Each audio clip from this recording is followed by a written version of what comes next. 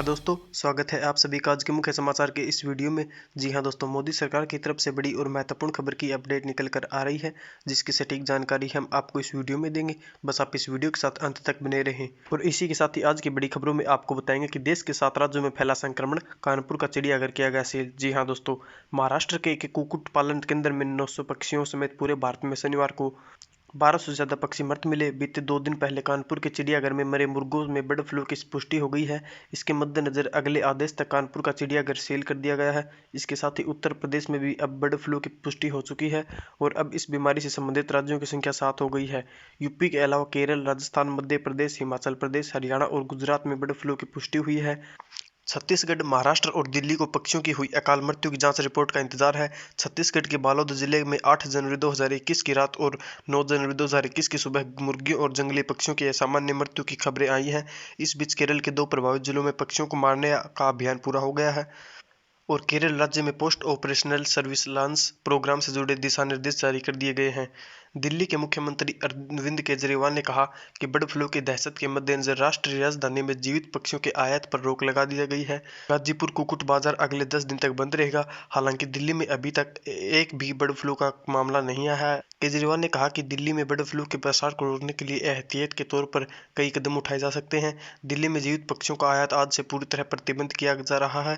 गाजीपुर कुक्कुट बाजार अगले 10 दिन तक बंद रहेगा। हर जिले में उचित निगरानी और प्रसार को रोकने के लिए त्वरित प्रतिक्रिया टीमों का गठन किया गया है, जो जिलाधिकारियों के तहत काम करेंगी। और अगली बड़ी खबर की बात करें तो लद्दाख में फिर तनाव, भारतीय सीमा में घुसे अपने सैनिक पर चीन बोला फौरन छोड़ो। जी हाँ दोस्तों, शुक्रवार के दिन एक चीनी सैनिक भारतीय सीमा में घुस आया, जिसे भारतीय सेना ने गिरफ्तार कर लिया। अब इस सैनिक को तुरंत वापस किए जाने की मांग चीन ने की है। भारतीय अधिकारियों ने बताया कि शुक्रवार के दिन एक चीनी सैनिक वास्तविक नियंत्रण रेखा पार करके भारतीय सीमा में आया गया था, जिसे पूर्वी लद्दाख के पेंगोंग त्सो के दक्षिणी तट पर भारतीय सेना द्वारा पकड़ लिया गया। इस सैनिक की गिरफ्तारी ऐसे समय पर हुई है जब भारतीय सेना और चीनी पीपुल्स लिबरेशन आर्मी ने बड़ी संख्या में अपने सैनिकों की तैनाती लद्दाख में की हुई है। कई महीने में पेंगोंग झील क्षेत्र में हुई झड़प के बाद से दोनों देशों के बीच तनाव जारी है, जिसके परिणाम स्वरूप दोनों देशों ने लद्दाख क्षेत्र में अपने अपने सैनिकों और सुरक्षा बलों की संख्या बढ़ा रखी है। बीजिंग में चीनी सेना ने कन्फर्म किया है कि उनका एक सैनिक गलती से चीन भारत सीमा क्षेत्र में गुमराह हो गया है। चीनी सेना की एक ऑनलाइन वेबसाइट पर चीनी सेना ने कहा, रात के अंधेरे और जटिल भौगोलिक स्थिति की वजह से चाइनीज पीपुल्स लिबरेशन आर्मी के फ्रंटियर डिफेंस फोर्स का एक जवान शुक्रवार की सुबह भारतीय सीमा चीन गुम हो गया है। वेबसाइट पर आगे लिखा है, पीएलएल फ्रंटियर डिफेंस फोर्स ने भारतीय पक्ष को इस मामले में सूचित कर दिया है, इस उम्मीद में भी कि भारतीय पक्ष खोए हुए चीनी सैनिक की खोज और बचाव में मदद करेगा।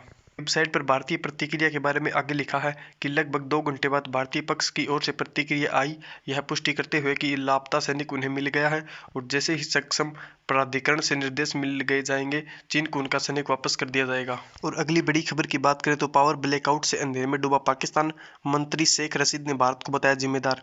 जी हाँ दोस्तों, प्रधानमंत्री इमरान खान चुनाव में नया पाकिस्तान बनाने का वादा कर सत्ता में आए थे, लेकिन आर्थिक तौर पर बदहाल और कंगाल पाकिस्तान की हालत ये है कि शनिवार देर रात को अचानक पूरे देश में बिजली गुल हो गई।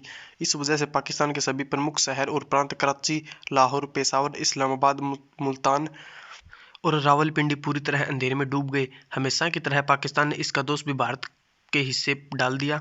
पूरे पाकिस्तान में बिजली गुल हो जाने में भी इमरान खान के बड़बोले मंत्री शेख रशीद को भारत की साजिश नजर आने लगी। उन्होंने पाकिस्तान में बिजली गुल होने का ठिकरा भी भारत पर फोड़ दिया। शेख रशीद ने कहा कि भारत ने पाकिस्तान की बिजली इसलिए काट दी ताकि वहां हो रहे किसान आंदोलन से दुनिया का ध्यान हटा जा सके। पाकिस्तान के ऊर्जा मंत्रालय ने ट्वीट के जरिए जानकारी दी कि पावर ट्रांसमिशन सिस्टम की फ्रीक्वेंसी में अचानक 50 से 0 की गिरावट आने से देशव्यापी ब्लैकआउट हो गया। मंत्रालय के मुताबिक यह तकनीकी दिक्कत 11:41 के करीब हुई। मंत्रालय ने लोगों से संयम बरतने के लिए कहा। फिलहाल क्रमबद्ध तरीके से बिजली की आपूर्ति को फिर से बहाल किया जा रहा है। राजधानी इस्लामाबाद में पूरी तरह अंधेरे में डूब जाने के बाद वहां के डिप्टी कमिश्नर हमजा शफकत ने ट्वीट कर जानकारी दी कि national transmission and dispatch company system की ट्रिपिंग के कारण ब्लैकआउट हुआ। थोड़ी देर में सब कुछ ठीक हो जाएगा। ट्रिपिंग को सही करने के लिए लोग जुटे हैं। पाकिस्तान में देशव्यापी ब्लैकआउट होने के बाद वहां सोशल मीडिया पर हैशटैग ब्लैकआउट ट्रेंड करने लगा। दिलचस्प है कि इससे पहले भी पाकिस्तान में ऐसा हो चुका है, जब पूरे देश के लोगों को तकनीकी खामी की वजह से कई घंटों तक बिना बिजली के रहना पड़ा।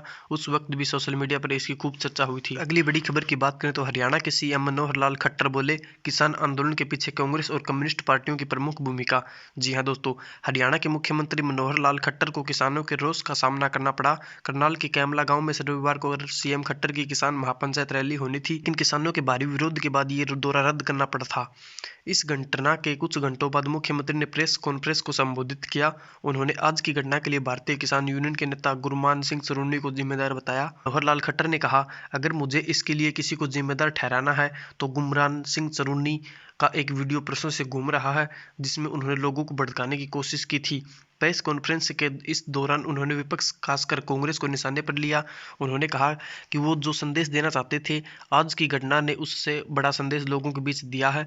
इन लोगों ने किसानों को बदनाम किया, क्योंकि एक किसान के पास ऐसा स्वभाव नहीं है। एक किसान कम शिक्षित हो सकता है, लेकिन वह समझदार होता है। वे एक्सपोज हो रहे हैं। मुझे लगता है कि इन आंदोलन के पीछे कांग्रेस और कम्युनिस्ट पार्टियों की प्रमुख भूमिका है।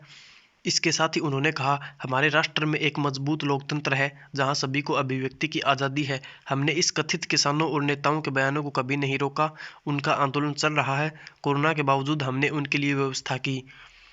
मुख्यमंत्री ने यह भी कहा, जो कोई भी बोलना चाहता है उसमें बाधा डालना सही नहीं है।